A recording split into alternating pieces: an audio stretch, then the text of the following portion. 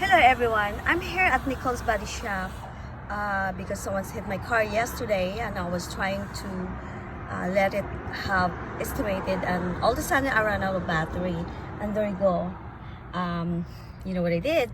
I can't figure out where's the key.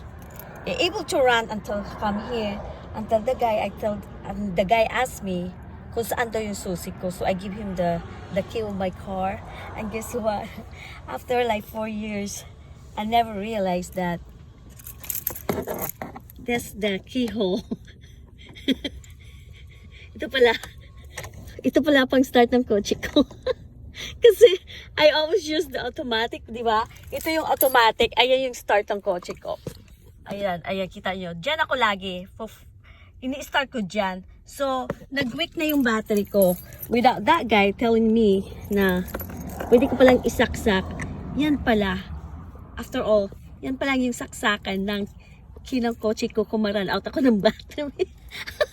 I'm so sorry guys. So to those walang kaalam-alam sa part ng mga kotse nyo, yung ginagawa nyo lang, umupo at paandarin lang dahil automatic, everything is automatic, di ba? Yun na yun, di ba? Yun ang alam natin is being as a woman, at saka, you know, I'm a little bit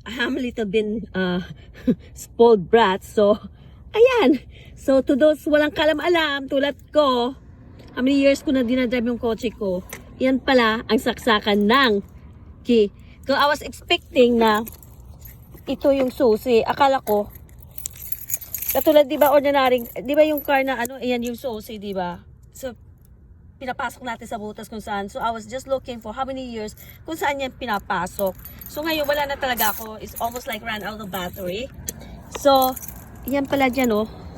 So, yan pala. Ang start pala. Diyan pala is the start ng kotse ko. Oh, sige, guys. It's not the dumbest thing, but hey, something that I learned today at malamig na dito. So, ayun. Iyon ang life ko. I'm so sorry, guys. I'm so sorry. So, this is me driving. Okay, bye guys. Bye everyone.